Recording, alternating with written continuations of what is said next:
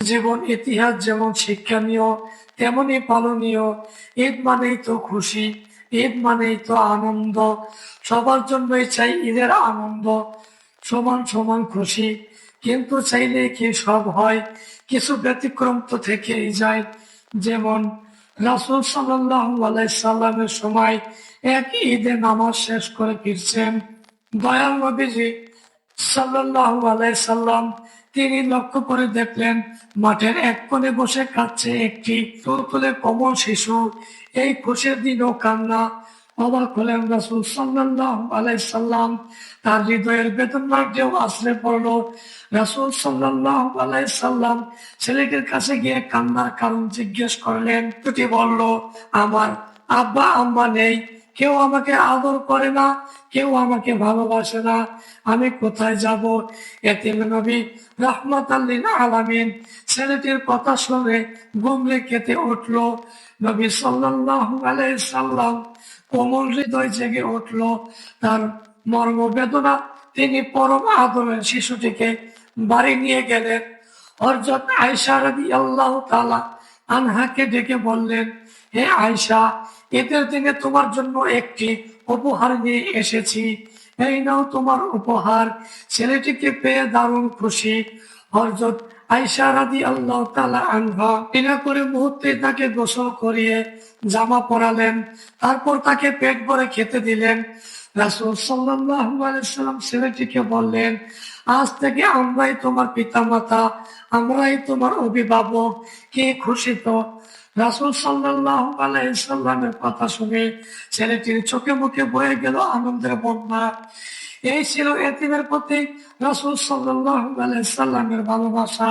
রাসূল সাল্লাল্লাহু আলাইহি সাল্লাম শুধু এতিমদের প্রতি যে এমন হৃদয় ছিলেন, সহকর্মী ছিলেন তাই নয়, তিনি তার অধীনস্থর প্রতিও ছিলেন সদা সজাগ ও দরদী। মায়া মমতার চাদরে তাদেরকে আঁকড়ে রাখতেন, তাদের যেন কোনো কষ্ট না হয়, মনে যেন কোনো প্রকার দুঃখ না থাকে। দয়াল নবী সাল্লাল্লাহু আলাইহি সাল্লাম সেদিকে খেয়াল রাখতেন সর্বক্ষণ।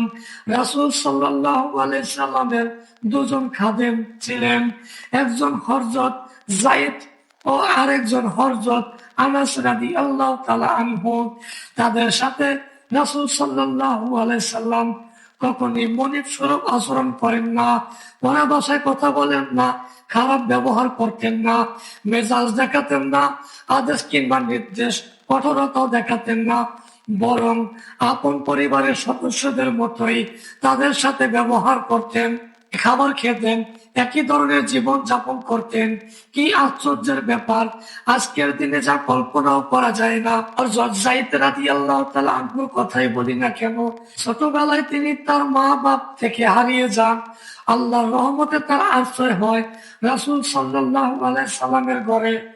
যখন তার পিতা মাতার সন্ধান পাওয়া গেল, তখন তারা ছুটে এলো রাসূল সাল্লাল্লাহু আলাইহি সাল্লামের কাছে। তারা তাকে নিয়ে যেতে চায়। রাসূল সাল্লাল্লাহু আলাইহি সাল্লাম তাকে জিজ্ঞেস করলেন, তুমি কি তোমার পিতা মাতার সাথে যাবে? যায়েদ রাদিয়াল্লাহু তাআলা আনহু সাথে সাথে বললেন, রাসূল সাল্লাল্লাহু আলাইহি সাল্লামের কাছ থেকে যে ব্যবহার আমি পেয়েছি তার কোনো তুলনা হয় না। আমার পৃথিবী যদি আমাকে দেওয়া হয়, তবুও তাকে ছেড়ে আমি যেতে পারবো না, কখনোই যাব না। রাদিয়াল্লাহু তাআলা আনহু তিনি ৮ বছর বয়সে রাসূল সাল্লাল্লাহু আলাইহি সাল্লামের খেদমতে এসেছিলেন। দীর্ঘ ১০ বছর পর্যন্ত রাসূল সাল্লাল্লাহু আলাইহি সাল্লামের খেদমত করেছিলেন। সেই হযরত আনাস রাদিয়াল্লাহু তাআলা আনহু বলেন, দীর্ঘ ১০ বছর রাসূল সাল্লাল্লাহু আলাইহি সাল্লামের খেদমত করেছি, কিন্তু এই ১০ বছরের মধ্যে কোনো একটি দিনও রাসূল সাল্লাল্লাহু আলাইহি সাল্লাম আমাকে একটি কথাও ধমক দিয়ে বলেননি। এমনই ছিল রাসূল সাল্লাল্লাহু আলাইহি সাল্লামের আচার ব্যবহার, এমনই ছিল তাদের প্রতি তার হৃদয়ের ভালোবাসা, এমনই ছিল তার উদারতা, ছিল দয়া ও মমতা অসীম সাগর, সাগরের চেয়েও অধিক।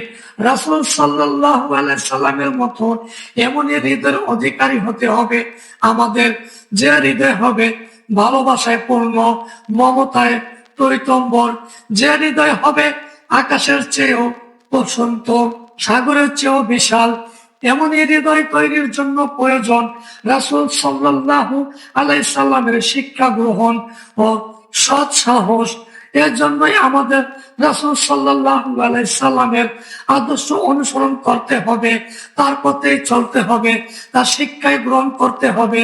তাহলে কেবল সুন্দর, সার্থক ও সফল হবে আমাদের জীবন।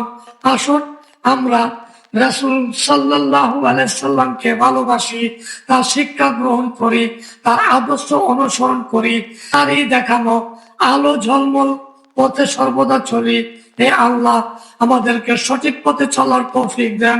আরো এরকম ভিডিও পেতে ইউটিউব চ্যানেলটি সাবস্ক্রাইব করে আমাদের পাশেই থাকবেন।